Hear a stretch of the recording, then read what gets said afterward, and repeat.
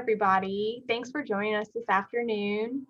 I'm hoping that if you are joining the call a few minutes before our main event, that you're here to learn more about WPCTN.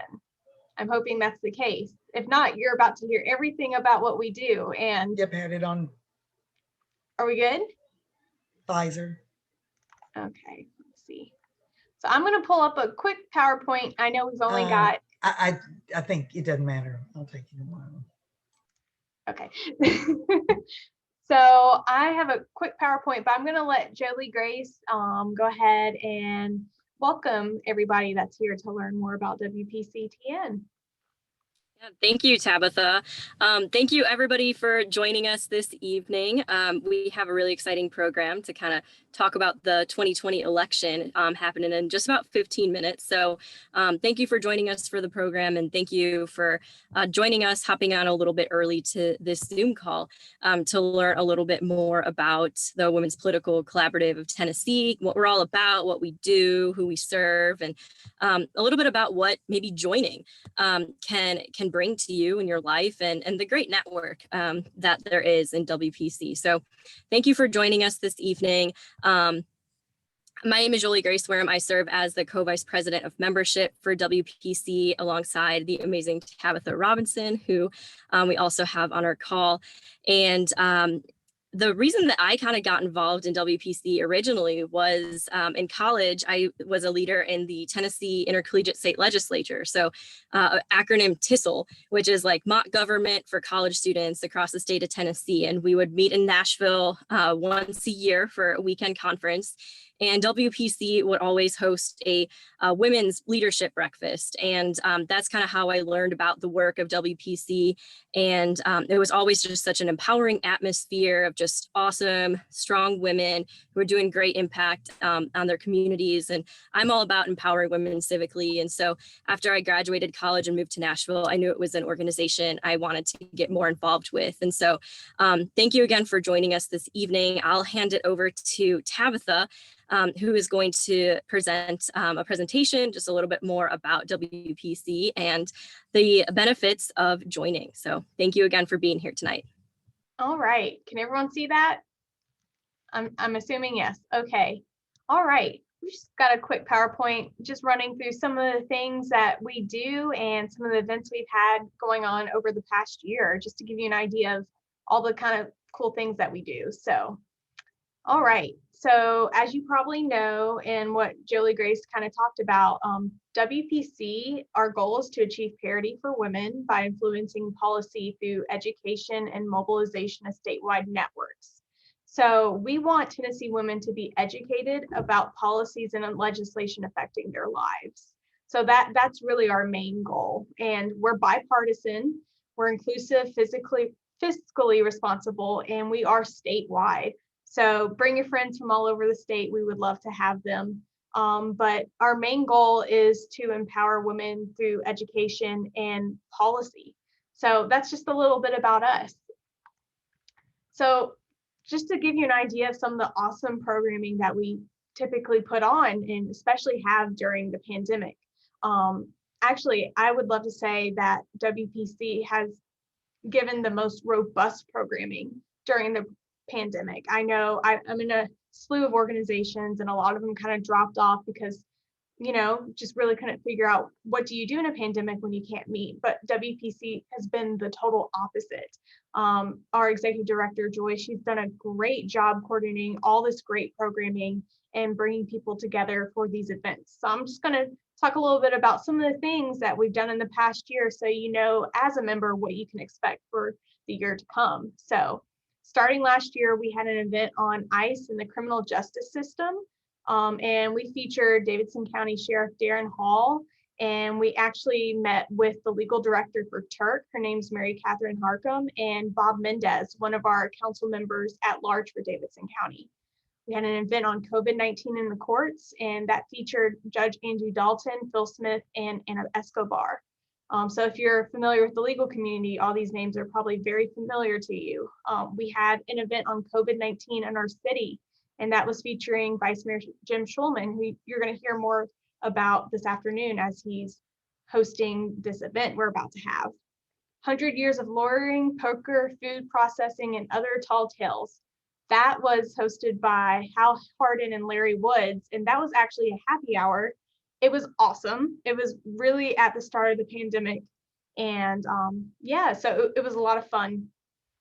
We had an event on domestic violence in a pandemic, and we had a great panel of panelists, and it was great.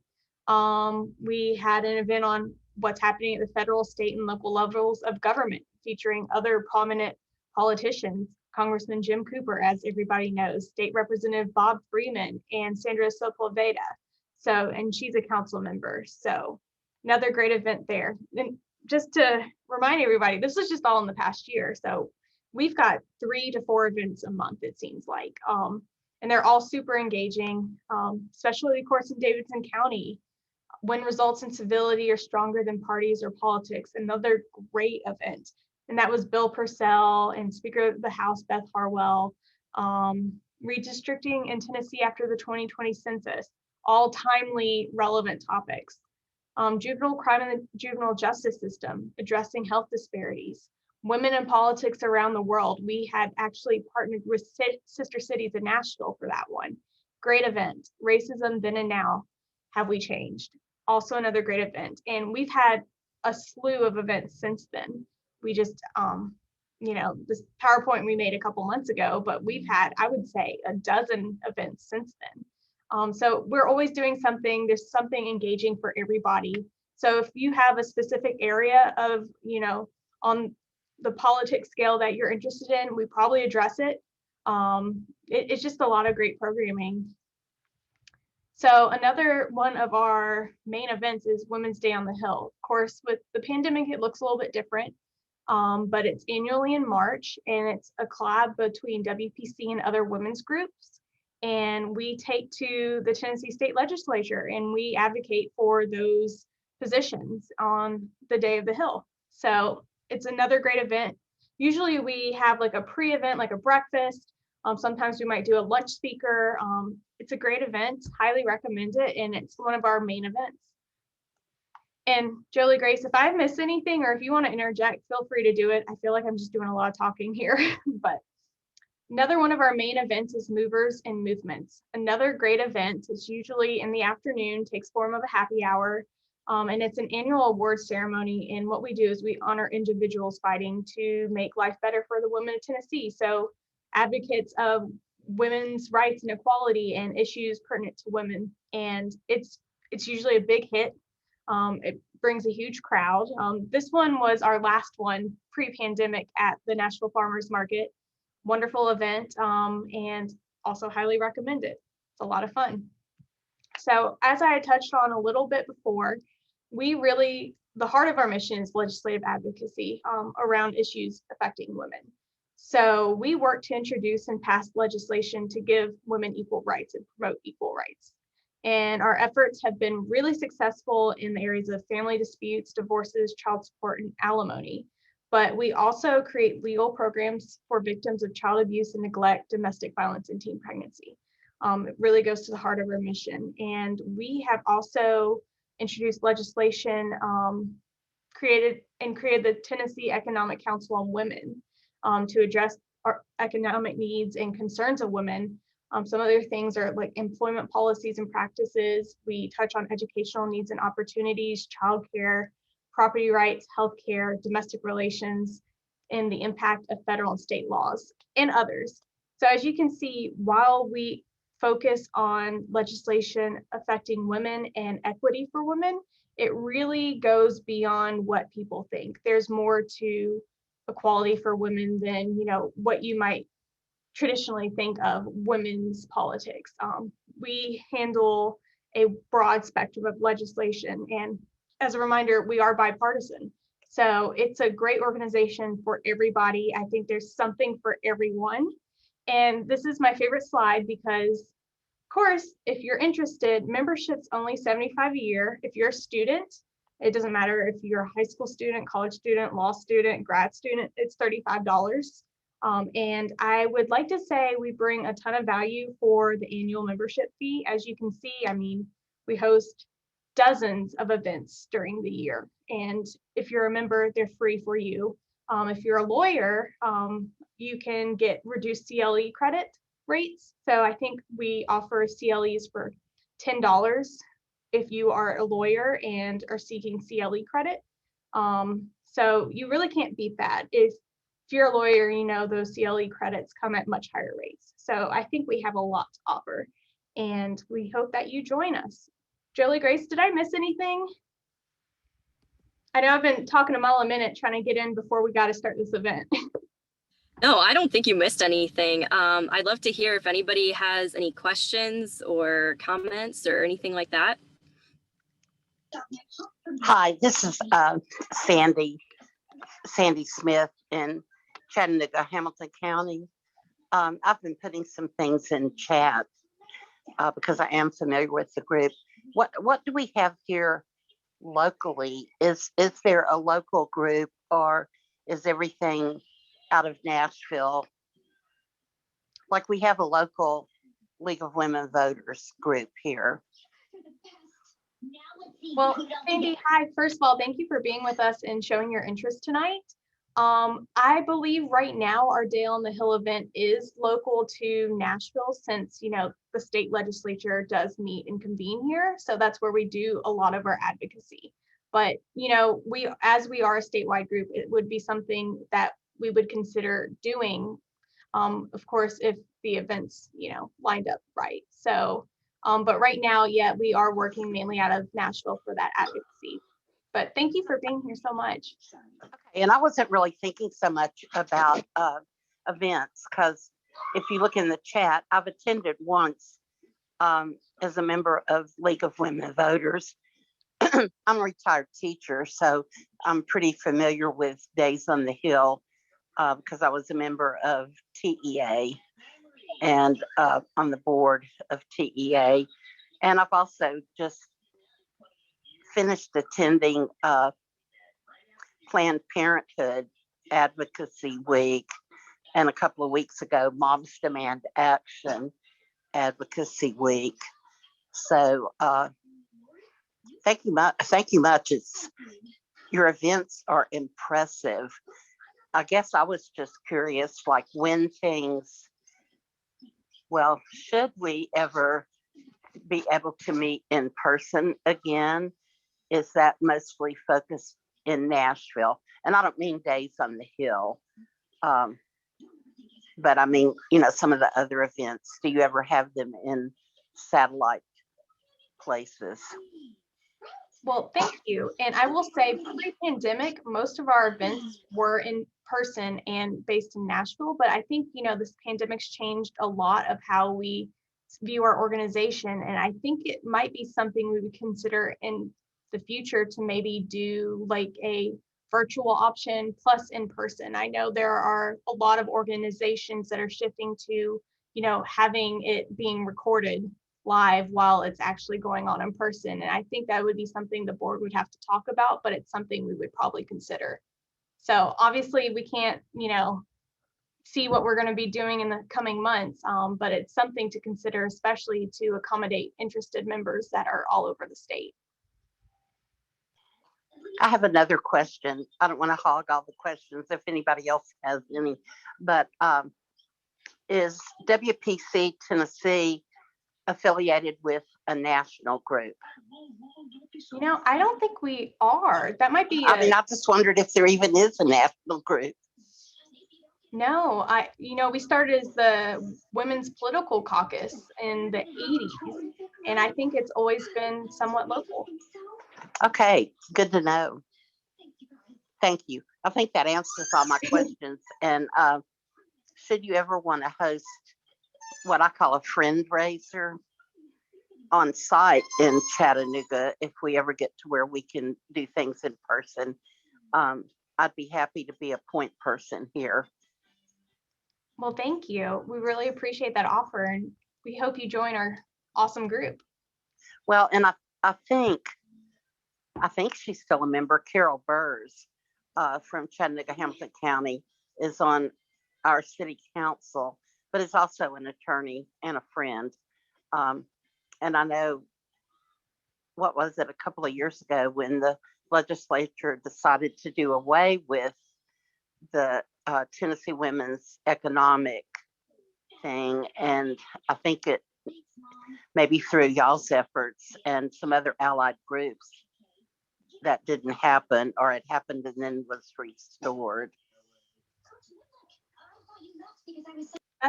That's great. And I would love for us to have more time for questions and answers, because obviously we want to, entice you to join our organization, but I think we're about to start our main event. Hope you stick around, Sandy and Jennifer. So thank you so much for being here and learning more about what we do. And I hope you stick around for the main event.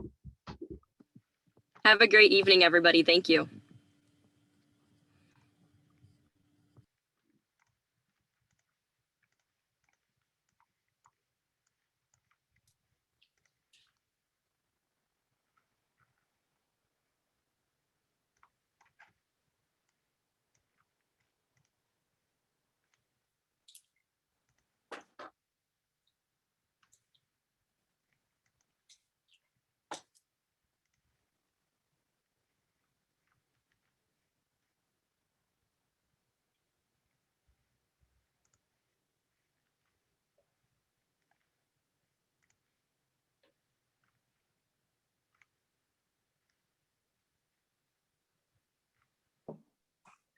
We're going to let everyone get in from the waiting room.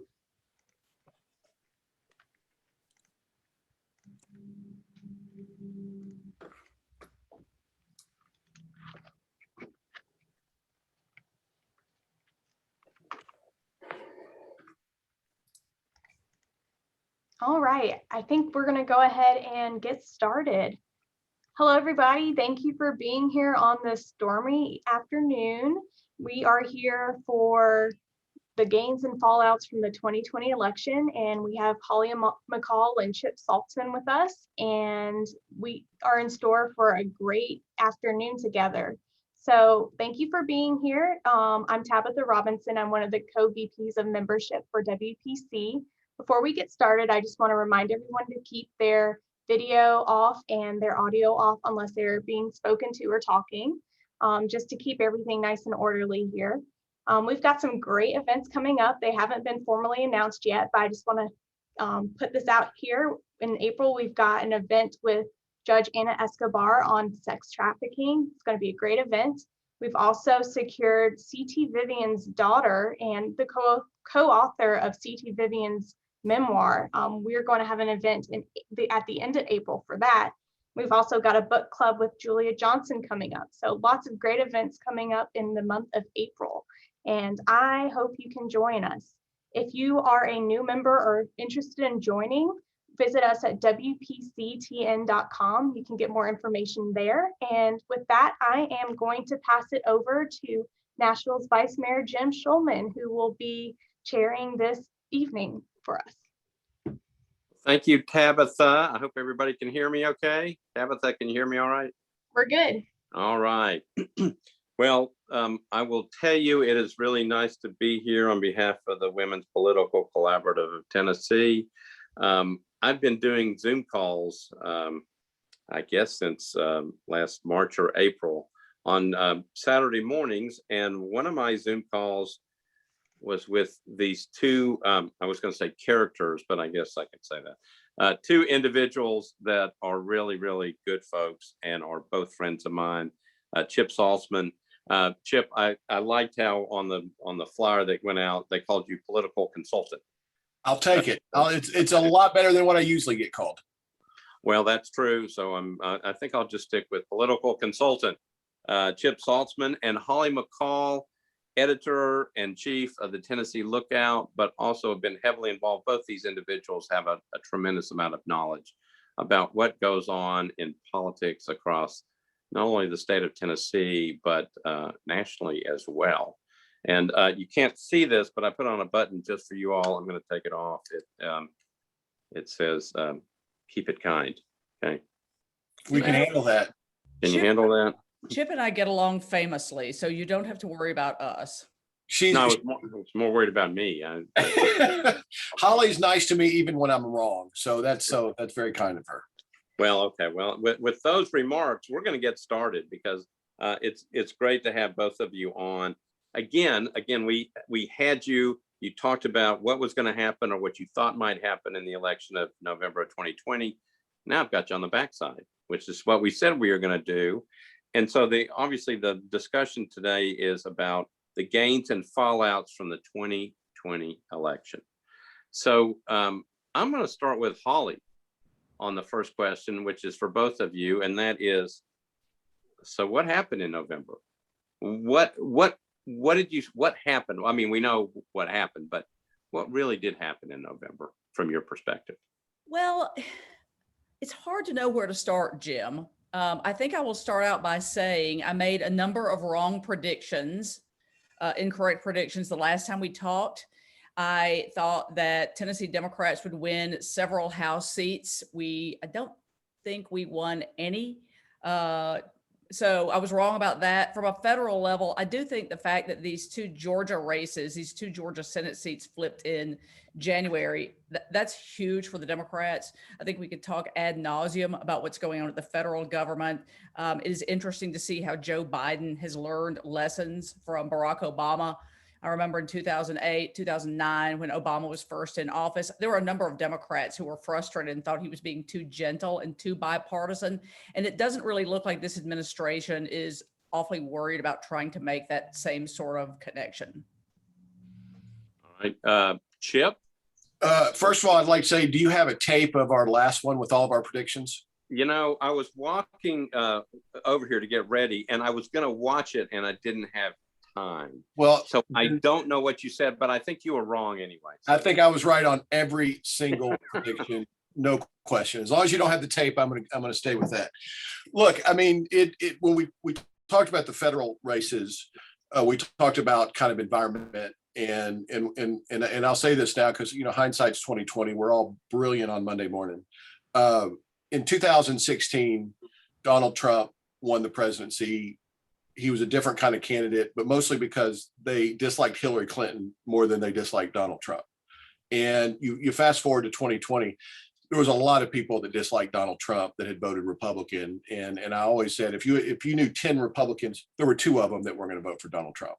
And the fascinating thing from a consultant point of view, if you polled some of the issues that he did, they polled well. If you polled Donald Trump with the same issues, they polled poorly. It was almost similar to Obama. If you polled the Affordable Care Act, people liked it. If you put in Obamacare, people didn't like it. So it was one of those things. Personality drove the presidential campaign. I thought we were going to win one of the seats in Georgia. Clearly, we didn't. Holly's right. President Biden doesn't see much for bipartisanship right now. They've got a limited time that they control all 3 chambers. And they've got to get what they got to get in the next 2 years, because quite frankly, as it typically happens, I think they're going to overreach on some things. And I think in the next campaign cycle, they could quite possibly, I think they'll lose the House. Remember, we made gains in the House when we were losing the White House. That's rare that happens. So again, it was issues mattered, personalities mattered. And, the gains were the Democrats got control of the White House. They now have functional control of the Senate, and they own the House. That was a pretty good gain for Democrats in November. So Holly, follow up from that and look at it from the standpoint that, some people thought, okay, so Biden is going to win big. He's going to win big. I mean, people are tired of Donald Trump. Biden's going to win big, and the Senate's going to go Democratic. House is going to become stronger Democratic. Biden, in the end, won by enough in terms of the state vote, the electoral vote. But that vote, the popular vote, Trump got more than 70 million votes. I mean, that was, and I think I went to bed Tuesday night thinking that Trump was going to be reelected. And it took a while for those votes to come in from those, from some of the metropolitan areas. How do you respond to what Chip said, and which is obviously what happened? Biden won the presidency, but the House narrowed, and the Senate is, 50-50 with, Kamala Harris being the deciding vote. Well, look, I think it gets back to the fact that we've got a very politically divided country. Biden, I believe he won the popular vote by about 8 million votes this time. Hillary had 3 million more votes than Donald Trump in 2016. So he also polled a larger margin of voters. Donald Trump also got 70 million voters. But in a real practical look at that, our country is pretty much half and half. And if you look at statistics, it's still the urban areas that are still going largely for Democrats. Rural areas in Tennessee, across the country, are still voting for Republicans. And I think it was a little bit surprising that the House, that Republicans picked up more in the federal House. I don't know what's going to happen in 2 years. I don't see that the Democrats will make significant gains. We are looking at redistricting for one thing. The census results usually come in March or April. They are not going to come in until September, but nonetheless, redistricting is going to happen, and that is going to play a part in the next election cycle. In Tennessee, we keep hearing, that Jim Cooper's 5th district seat is in trouble and could get carved up. I think it's, potential, and I'm looking into my crystal ball, but I think it's very possible that the Republican legislature could carve off part of the North Nashville 5th district and send that to Martin Reed in the 7th district. So, Democrats could lose one of the 2 seats that we've got in Tennessee. It'd be hard to do away with Cohen's district or to cut that up, because that was established to be a majority minority district. But I think redistricting could play a huge part in the next cycle. Okay. And I will point out that Senator Heidi Campbell is on the call. She joined us, and Councilmember John Rutherford is on the call. So we welcome both of them. And I'm sure they're interested in this just like everybody else. To me, it was very interesting, particularly as the votes came in that night and then the next day and the next whatever. It took a while to see it all happen. So Chip, go back to your point about, Holly started it, but it was talking about, a limited amount of time. You've got the House being Democratic, the Senate being Democratic, and now you've got a Democratic president. Limited amount of time. Obama did the same type of thing in that first 2 years. Where does bipartisanship come in at all? Does it play a role anymore, or are we just stuck in this cycle for a while where people don't work together? Yeah, I hate to say that. I think for the short term, it doesn't look like that. I mean, and by the way, Senator Campbell on the call, if we have any hard questions, we'll let Heidi answer them. That'll be good. Holly, we'll make a deal. Any tough questions, we'll give them to the senator. It is. So I will say, Chip, that it says kindness is contagious too on her. Oh, that's good. I agree with that. Jim, I'm going to take us back in time a little bit when you were chief of staff to the Speaker of the House, and I was the governor's AA in Tennessee. We fought like cats and dogs a lot. There's no question. But when it came to the issues that mattered for the state, the governor and the speaker and lieutenant governor usually sat down together and figured out what's for the best of the state. And that wasn't a bad thing. And, even in Washington at that time, you still had Democrats and Republicans that had supper clubs, and they socialized together, and they had dinners together, and they got to know each other's families. And it's a lot harder to yell and scream at somebody if you met their wife or kids or their husband and family. I mean, it's just harder to do that. And so it's almost a bad thing if you're friends with Democrats now in Washington, or for Democrats, it's almost a bad thing if you're buddies with a Republican. And so we're seeing that in the Democrat Party right now, where the 2 key votes in the Senate are Senator Manchin from West Virginia and Senator Sinema from Arizona, and the progressives on the right, AOC and all those are attacking them. And that makes it really hard for people to work together when you do that. Look, Republicans and Democrats are equally responsible.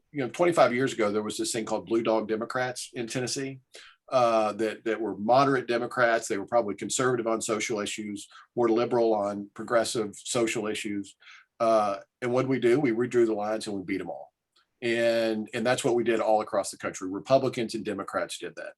And so what that did is it took away the middle. We carved it up. And so we could get control. Look, I love being in the majority. It's great. I've been in the minority. It's awful. But you've got to be able to say Republican majority, Democrat majority, whatever, what's the best thing for the state? What's the best thing for the country? I think in Tennessee, for the most part, and the senator wants to jump in and say something about it, she can. I would love to hear her opinion. Most of the time in Tennessee, Democrats and Republicans talk. Now they're in the minority. They can't vote on anything. We can run through anything, but still Democrat and Republican leadership sit down and talk about things. We don't always agree, but we always try to talk about what's best for the state. I wish we could transfer that to Washington a little bit. I think I'm going to jump in because I live more in the Tennessee political world. And Chip is definitely right that it used to be in the state, Democrats and Republican leadership in the legislature not only talked, but even though I disagreed with Republicans, I felt like the leadership was really doing what was best for the state of Tennessee. And they were focusing on some big productive issues. I don't have that feeling now anymore. And I've read through, I set myself a goal of reading the bill summaries for every bill that was filed this year, and I did not make it past about 300. But a lot of the legislation that's coming up is just, it's not productive or helpful to 90+% of the people in Tennessee. And that's a huge problem. I don't think that's going to change anytime soon. The Republican caucuses at the state level don't have any incentive. As Chip said, they can literally vote to pass something without a Democrat even being present. And, you know, I got to say, like, if I were in the majority, maybe I would be the same way, but it's really not good for the state. It wasn't good for the state when the Democrats also had super majorities for 150 years. I think the Democrats got complacent about many things, and a balance is much better, but I don't see us getting there, you know, in the next decade anyway. Okay, so I think that was my next question. How do we restore some type of balance? So as the vice mayor, I mean, I see divisions. I see what happened in Washington start moving down here and get all the way to local level. I mean, one of the things we've talked about is how do we restore order at the local level and start pushing it back? I think you're right. Actually, I think both of you are right, in the sense of, you know, for the benefit of the state, for the benefit of the city, for the benefit of the country, you do need to bring people to the table and kind of work through it. Are we just lost for a while? Biden, you know, came in obviously as a former United States senator, so he knows a lot of these people. Do you see President Biden being able, I mean, after he gets this initial period of time, starting to bring his friends back to the table, both Democrats and Republicans, and trying to work through something? Are we just stuck for a while at this? Well, on the federal level, I think infrastructure has a chance to be bipartisan. You know, Jim, and you've been doing the local level, state level, you've been involved in this. Infrastructure always brought people together. Everybody likes roads. Everybody likes to have their interstates paved. I got to give a shout out to our TDOT commissioner who did a great job with 440. That's a lot nicer than it was 2 years ago. And some of that starts out with conversation. And I think Joe Biden, at the end of the day, you know, they called him the McConnell whisperer when he was vice president, because he would go to the Hill, talk to the Republican leadership. He's got a lot of friends on the other side of the aisle. I hope that will happen. Look, I'll give you an example. A week ago, the speaker and I went to Memphis, spent the day in Memphis. We sat down with the Democrat mayor of Memphis to talk about the priorities, because as the speaker says, what's good for Memphis is good for the state. And then we spent a day with Antonio Parkinson, who's a Democrat state representative. And we went to talk to the issues that were important to his district and to his area. And we had lunch with a lot of community leaders in his district. He's not a member of the Republican caucus. And I'm, you know, but that's where it starts. Look, just because you meet somebody doesn't mean you're going to agree with them, but you got to have a conversation about those things that matter. And it starts at the top. And look, I didn't vote for Joe Biden. I campaigned against him, tried to beat him every day. If he runs for re-election, I'm going to try to beat him like a drum in 24. But he's all of our president. And I know a lot of my Republicans get mad at me for saying stuff like that, but I don't care. But I hope if he's successful, the country's successful, and that's good for everybody. Okay, so the next question goes to Holly, but stay with Chip for just a minute. So this, you know, I love the fact that, you know, Speaker Sexton met with the representative in Memphis, Parkinson, and just had a conversation. But does anybody, you know, does everybody start screaming and go, how dare you even talk to one another? Because you just said before, now Democrats don't talk to Republicans. Yeah. How does it does start from the top. And having conversations is a good thing. And that's where, look, it's got to start with the leadership. And every party, every body of legislative is going to have the fringe candidates that make a living on the fringe yelling at the other side. That's where the fundraising is. That's where the energy on social media is. It's a lot more fun on social media to go on and call Representative so-and-so a blankety blank. And then everybody gets on board. Yeah, so-and-so is a blankety blank. And then that's a lot more fun. It's not as much fun to go on social media and say, hey, I met with the representative from the other party and gosh darn it, they're nice. And we found some common ground. Doesn't get near as much play on social media, gets zero press because it's not very exciting. I mean, And- yeah, go ahead, Holly. Just add that not only, well, it does sometimes get some play on social media, but it's not good play. It's not good. Correct. Very well said. Very well said. Like if I go on and tweet, I really like Vice Mayor Jim Shulman, it might cost you re-election, Jim. And we're going to have both of our sides going, how can you like that blankety blank? And your Democrats are more liberals are going to say, how can you be friends with Chip? I mean, it's just where the environment is right now. And look, I got to give a shout out to today and the people on this call. This is about a conversation, and the people that have joined, I knew it when it was the Women's Political Caucus and was involved in that. It's about having those conversations, getting to know each other. Look, I'm a conservative in a liberal city, and that's okay. I love Nashville. I grew up in Nashville. I'll do everything I can for them. But you got to start with that conversation. I can't assume that Jim's wrong every time, and I can't assume I'm right every time. And that's probably a good place to start. Okay, so Holly, is it wrong? Is it wrong for Chip to say he's a friend of mine? Is it wrong for me to say I'm a friend of Chip? At some point, somebody has to stand up and say, I like people on both sides of the aisle. Yeah, but it's tough to do that these days. I mean, I've had a couple of people, even just in the last day, say to me after they saw I was doing this program, say, "Oh my God, I can't believe you're going to be on something with Chip Saltzman." Yeah, I mean, I've got, and that was just me. So I think yes, we like who we like. I have a really, really good friend who is a staunch Republican. He's a Republican operative. Chip knows him pretty well. We worked with each other when we were in non-political roles in our life, but it's difficult to even mention these days to Democrats that I am friends with this person. I'm too conservative for a lot of Democrats these days. I'm not popular with some Democrats. I'm way too liberal for a lot of Republicans. And I think the best thing we can do is just still be who we are. Try not to be an a-hole. I didn't say the whole word, but yeah, I mean, things are never going to get better unless we start talking to each other. And there are a couple of organizations that I'm going to point out. There's one that formed a couple of years ago in Nashville called Millions of Conversations. And I don't know if you all have heard about that, but I would suggest you look it up, because the sole function of this organization is to get people from different sectors of life talking to each other. And I sat in recently on a program they did where they had rural teenagers from Scott County, Kentucky, talking to private school kids from Scott County, Tennessee, talking to kids from university school in Nashville. And unfortunately, it seems easier to get young people to do that than people our age. But you got to start somewhere.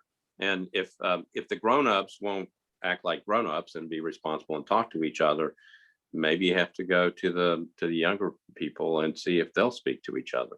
Well, I do love the younger generation, and I know I sound as old as I am, but I look at kids. When I say kids, I'm talking people 25 and younger who are involved in politics.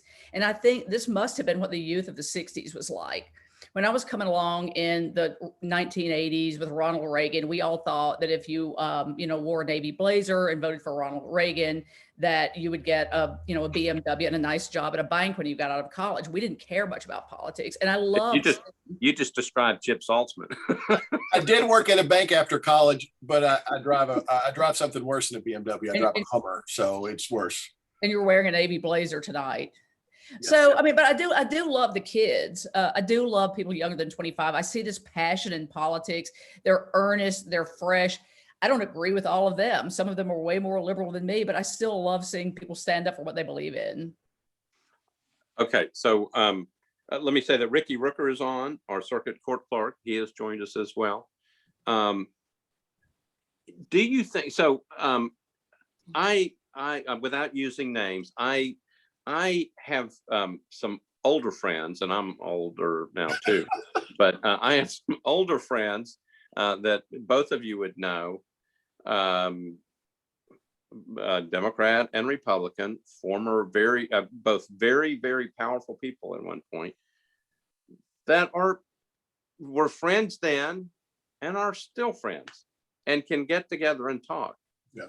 And now we're talking about, these younger folks that we're trying to get together. Did something happen in between? Is it a generational thing? Or is it, part of our responsibility as people who are out there or people who are in elected office, what I thought our responsibility was to encourage young people to come up, to express ideas, to vote, to get engaged in the process, but also to learn how to listen and exchange ideas so that not everybody is just, if you don't agree with me, you're wrong. Are we failing in what we're supposed to be doing for this country? Chip, I'll go to you first. Yeah, it's a great question. I'm gonna kind of be a little philosophical here and be interested in see what Holly thinks. Look, I think the great magic about our country is it was founded on the idea that disagreement is okay. And we always talk about every campaign cycle. This campaign has been the most negative in the history. We've never seen anything like it. Oh my God, it's terrible, all the things that we say about each other. It wasn't that long after we formed the country that our leaders were shooting each other. They were dueling. They were getting in fist fights. It is the great struggle is our country. And you can go through our history and usually great struggles end up being great things. We obviously have had lots of discussions about civil rights for the last 40 years, 50 years. And we've had some wars in this country about that, a massive struggle. And today is better than yesterday. Is it as good as it should be? Absolutely not. But I think what makes this country great is the ability to have those absolutely struggle every day. And there's some people in this country that come along really quick, and there's some that take more time. And I think the great magic of this country is the ability to disagree with each other. And one of my favorite quotes from Congressman Lewis, which I know a lot of people have read his books and all that kind of stuff, is good trouble. He got in a lot of good trouble. He got beat up. He went to jail. He got in all those kind of things. But man, did he change the world while he was there. And the more people like that are mad to get into good trouble, I respect people that have those fights that I disagree with. And I respect the fights that I agree with. I've been on both sides of lots of fights. I've been right, I've been wrong. But the fact that we have a country that celebrates those fights, celebrates those disagreements, I think is the true magic of this country. So do we get negative? You bet. Do we say some really bad things? Absolutely. Do we spend millions, if not billions of dollars trashing people? Absolutely. But man, what a great country that we can do that and have those discussions. Those all right. And still make progress. Okay, so Holly, I believe in good trouble. I understand that, but I think my concern is, do we in this country right now, do we celebrate that or do we just bash each other? I agree with you, Chip. I think, you want people to be able to stand up and say what they want, but it just seems like there is so much negativity out there that nobody can get their points across. Holly, what do you think? So Chip actually made some great points. Some of the things he said, he virtually said what I was thinking. I was going to say, for instance, there's nothing wrong with disagreement. It is human nature is not to agree with each other all the time. So yeah, I think there's nothing wrong with confrontation. I enjoy a little confrontation. I enjoy sparring with people on the other side of the aisle.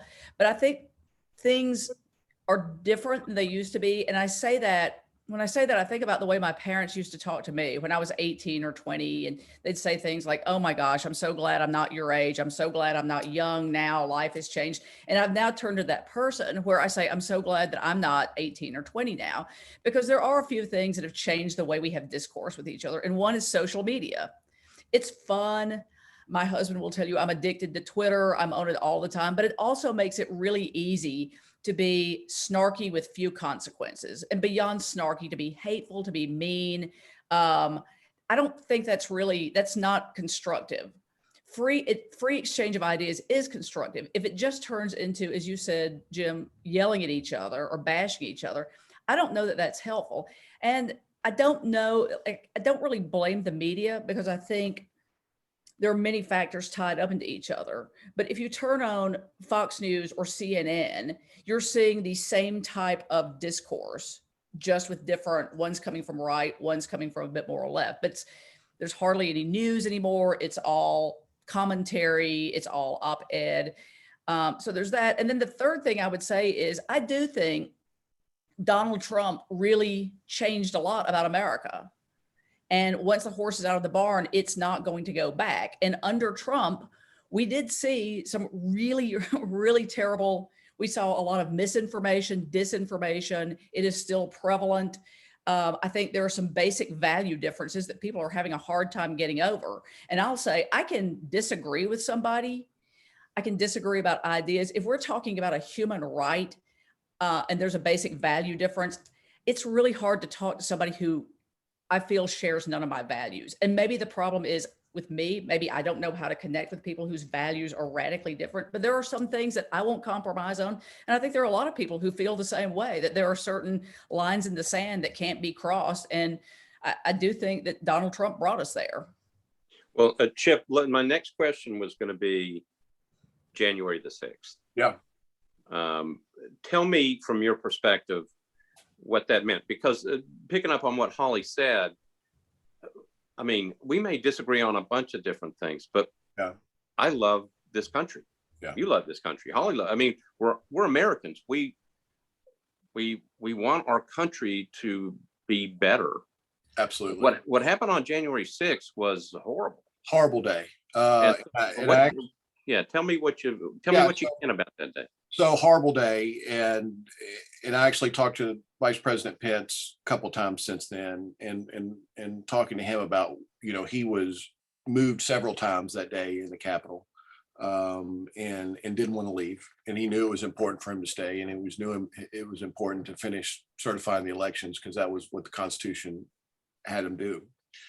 I think everybody on this call that watched that on TV, I think I felt the same way. Sadness, emotion, couldn't believe it was going on. It was, you can't say anything positive about it. And to go to the Capitol and break in windows and yelling and screaming, look, I was party chairman during the income tax debate where they were circling the Capitol in Tennessee. They broke a few windows there.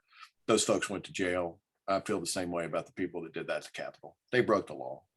And then they need to go to jail. I don't care if they thought what they're doing was right. Doesn't matter. They did that was illegal. They need to go to jail. And violence at that level is never okay. It's just not okay.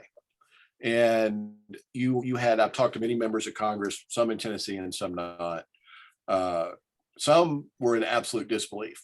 And I know it's like everybody on this call was. So horrible day, sad, there's a lot of back and forth on why and who's responsible and all that kind of stuff.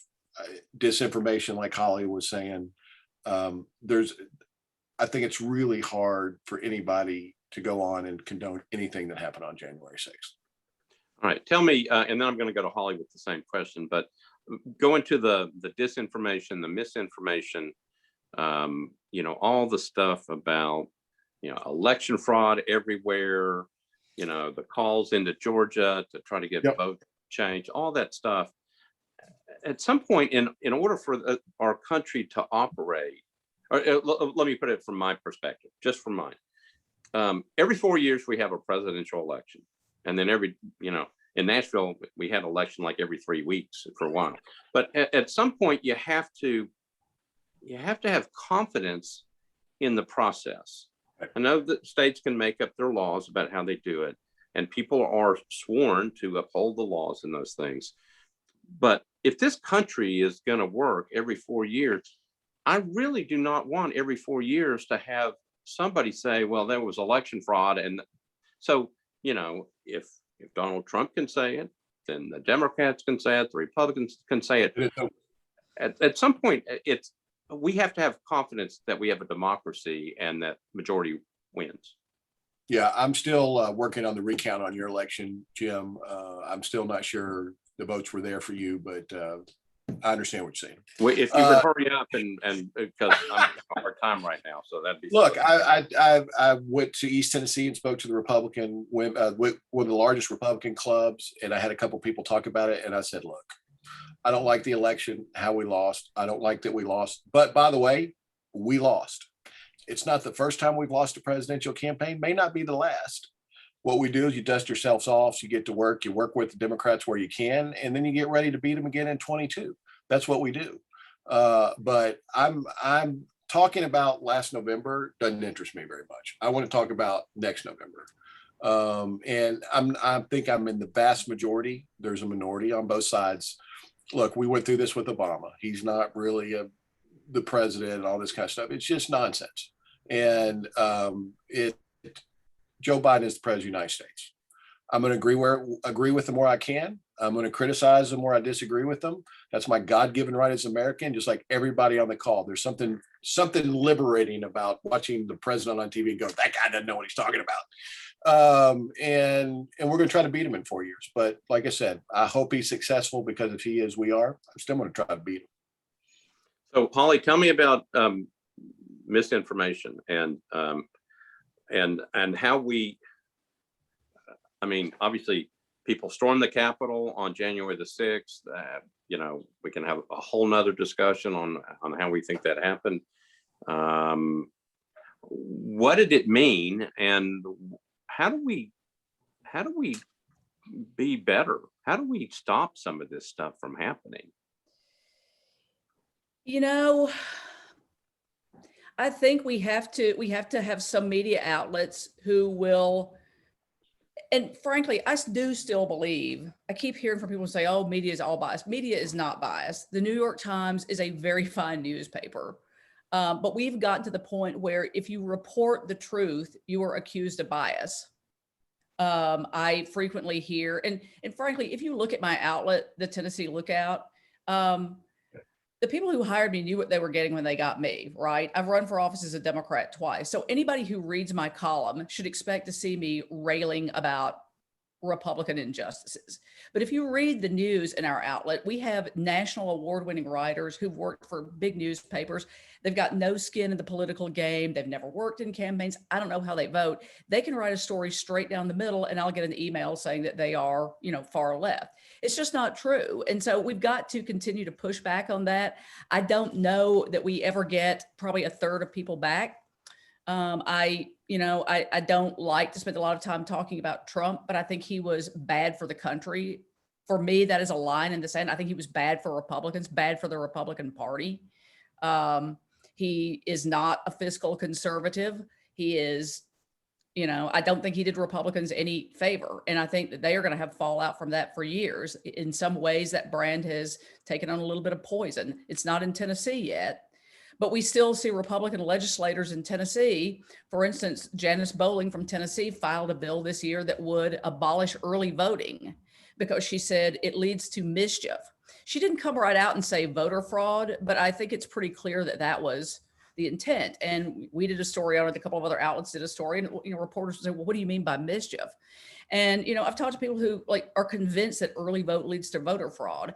Man, I could tell you, and I bet Chip could tell you, there are so many studies and so many statistics that show that the incidence of voter fraud in America is minuscule. Like you can almost count the cases of voter fraud. But unfortunately now, because of things that our former president has said, there's a block of people, including some in elected office, who are going to be convinced that fraud is a big part of our elections. And I think you're right, Jim. We may well see it again in the next 4 years or the next 2 years.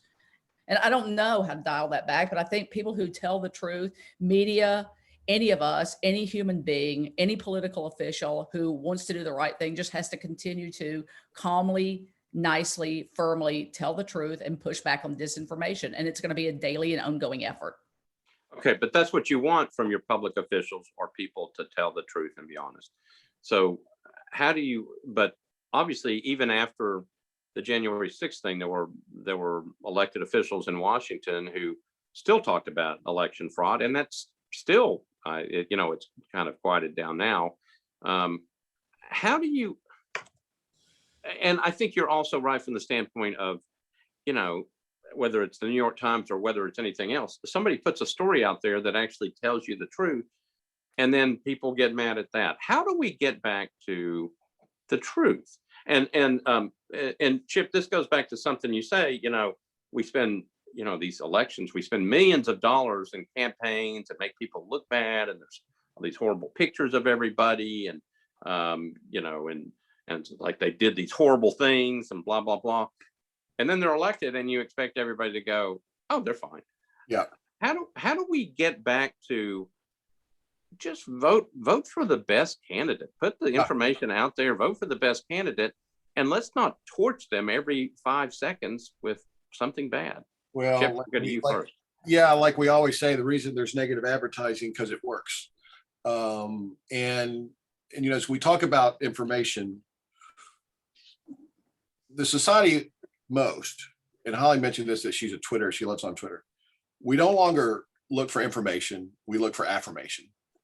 And so when I want to go on and look about Biden's immigration policy, I might turn on Fox News and listen to Sean Hannity. If Holly's looking for information on immigration, she might go to CNN or she might go to Twitter and follow the people she follows. Again, we're looking for affirmation to find the news that agrees with what we think. And that has been a fundamental shift in the last couple of years as the newspapers have folded and social media has become more prevalent, because now, Ronald Reagan had to worry about the Sunday column in the Sunday paper, what the opinion writers were going to write or what the nightly news guys were going to say at 5 o'clock. CNN some comes around and then you can drop things in the news cycle every hour and you can talk about anything you want to. Now we drop things in the news cycle as we think them and we type. It's as only slow as how much you can type. And suddenly that becomes news. And so if you disagree with Donald Trump, it's not too hard to find a lot of people on Twitter and Facebook and Instagram that disagrees with Donald Trump. And that's who you're following. And you're getting, yeah, I'm so right. All these people hate him, blah, blah, blah, blah. And on the flip side, it's the same thing. And so I've always thought that these cycles tend to work themselves out. Again, I'm probably going back to the founding fathers twice now, this is the second time to the bucket. But remember, back when we started, Alexander Hamilton had his own printing press and he had his own paper. Thomas Jefferson had his own printing press, he had his own paper. And they wrote about things they believed in and mailed those out as news. And that's what we started doing. Now we're doing that now, but this is our new printing press. And it's really good and it's really quick. And so the challenge is going to be from now on, whether you're an elected official, you're going to always have to combat people that are going to go on Twitter, Facebook, social media, and give a completely different version of what you know to be the truth. It's a challenge and it's up to the voters. It's up to groups like we are talking tonight to get out there and give a platform where both sides can speak.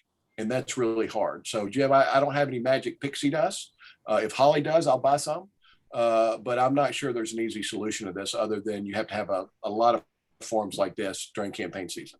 Okay, so let me ask something before I shift over to Holly. So talking about the founding fathers, and obviously if you start building that up and keep going, we went through a whole cycle and then we end up in a civil war. Yeah.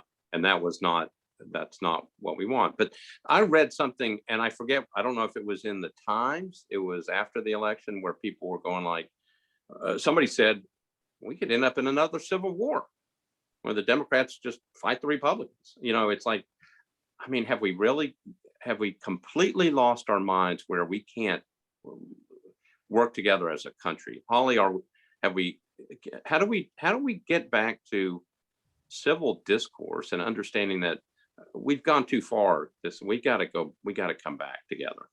I would actually say, and I did not make this term up, but we are in a cold civil war. We have not taken up arms against each other, but I would say there is a huge lack of incivility.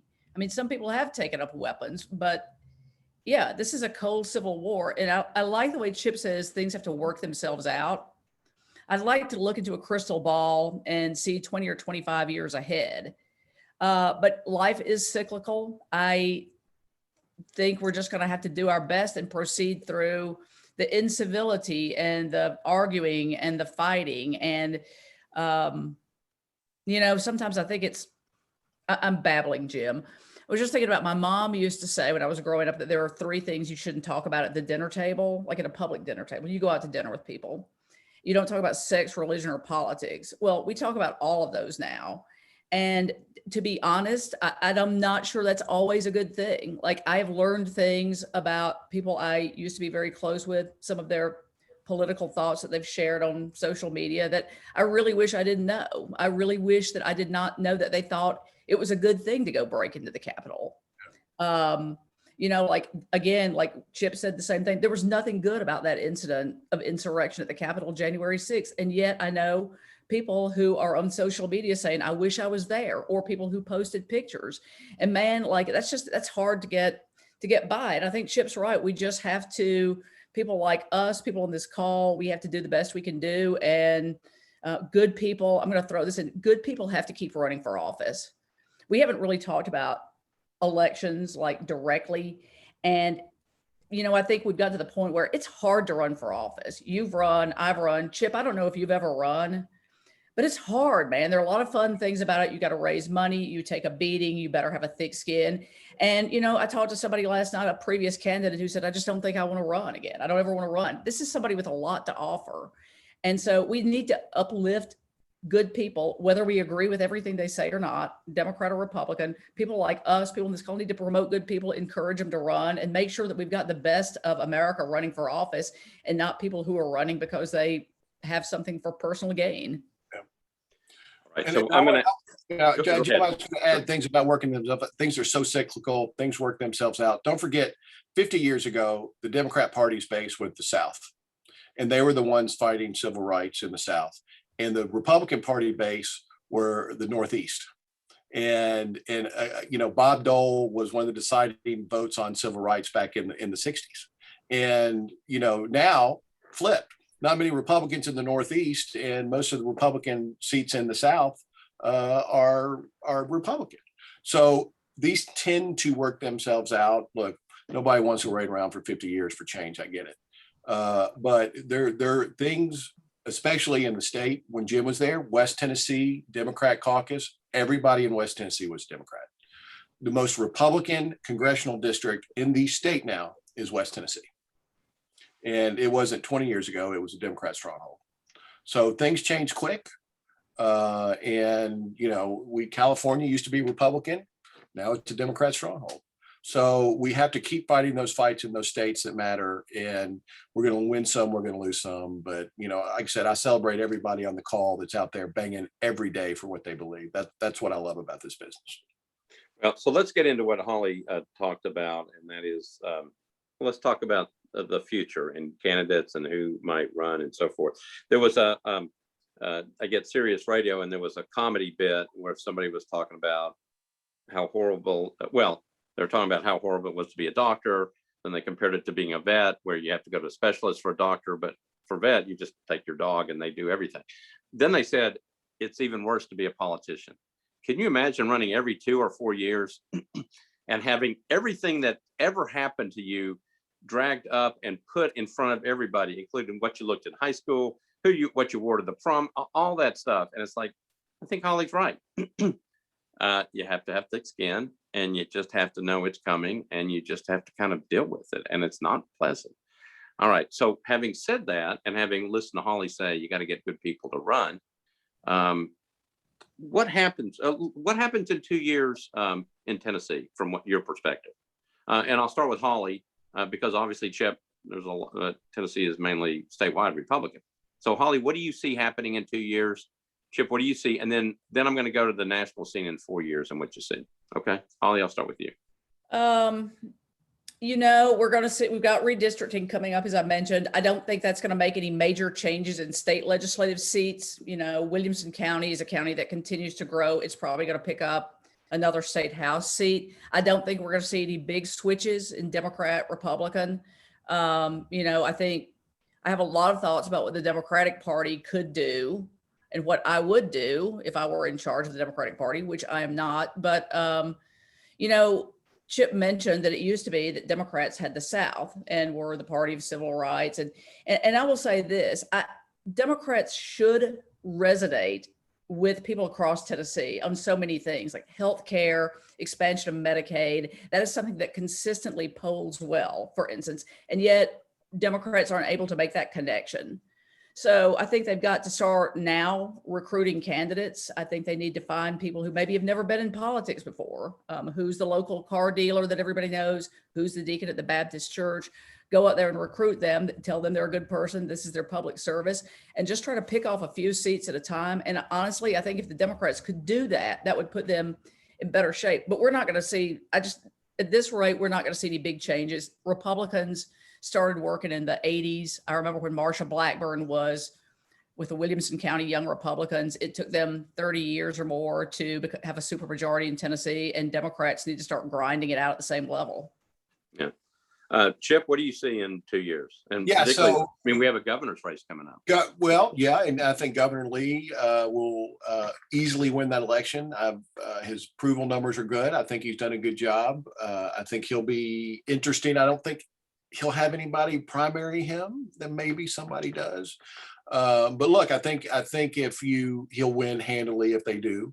And I'm not sure if the Democrats are going to nominate somebody or not. The last governor's race, they had kind of the dream ticket statewide with Carl Dean and Phil Bredesen. They had kind of more moderate business Democrats with lots of money and didn't do so well. So I think as far as the governor's election, that looks good. Redistricting may provide some opportunities to win a few seats here and there, but it's definitely on the margin, like Holly said. I will say about recruiting candidates, I was party chairman in 2000 when we were in the minority. I was trying to recruit House candidates to beat the Speaker of the House, Jimmy Nafee. That was hard work because, like what Holly was saying, everybody loved Jimmy Nafee in Tipton County.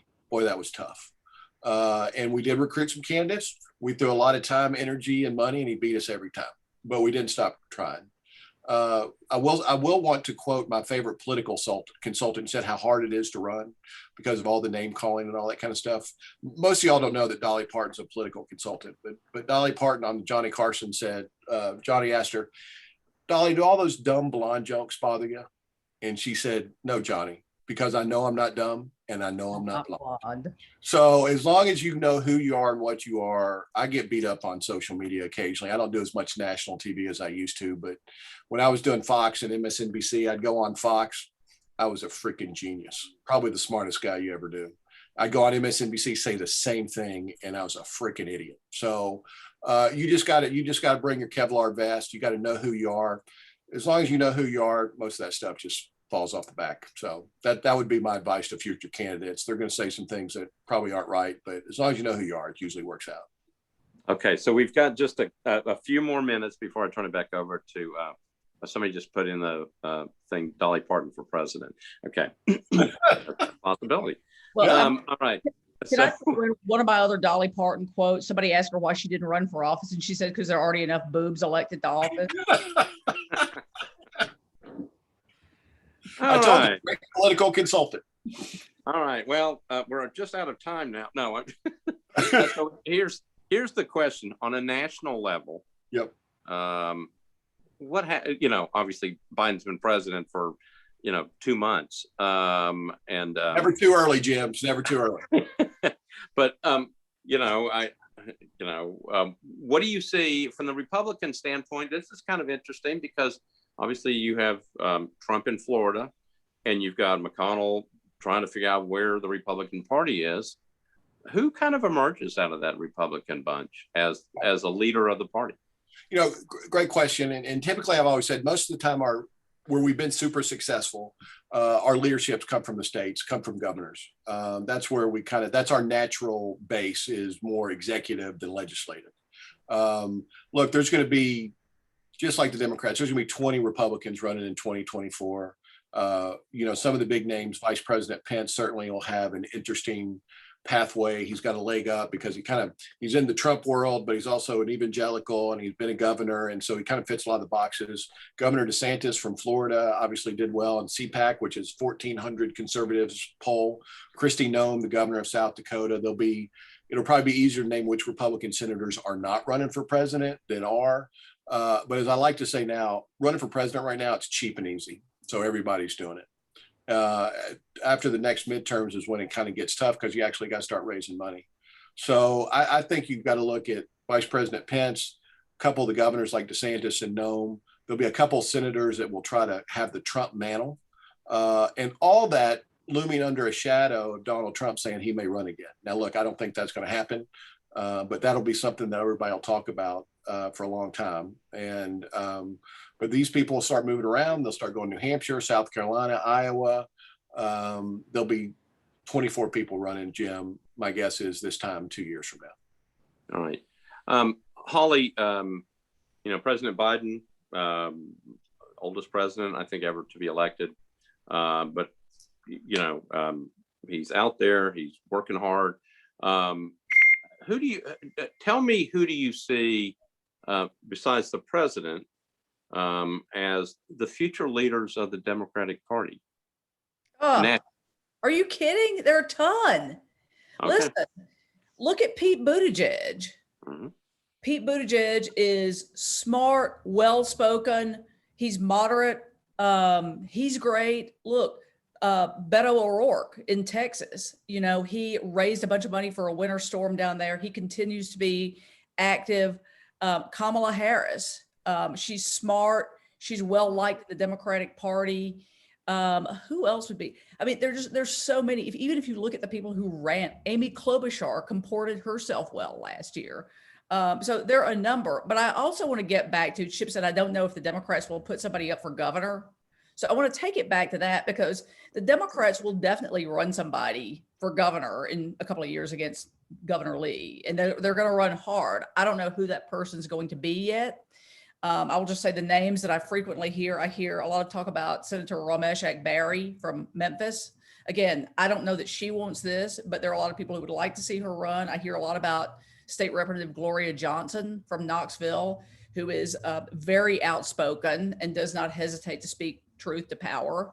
Then you also hear about Senator Jeff Yarborough from Nashville and State Representative John Ray Clemens. And then there's always somebody else who could surface. There could be another Phil Bredesen with a lot of money and some progressive thoughts that comes forward. But there's going to be somebody who runs hard. Okay. Well, I think I had one last question, but I don't think I'm going to get to it because I think we have to end the program. But I'm going to ask it to you, and then the next time you two are on a program, I'm going to ask it to you if I'm the moderator. Okay. And here's the question. The question is, if you switch roles, okay? So Holly, if you were a Republican consultant, what would you be telling the Republicans, both statewide and nationally? And Chip, if you were the Democratic consultant, I'm getting a response that said, let them answer. So I'll give you 1 minute each. So Chip, if you were the Democratic consultant, advising people in Tennessee or nationally, what would you say? Well, I'm still what Holly said because she was right. I've done this when we've been in the minority before. There's no substitute for grinding it out.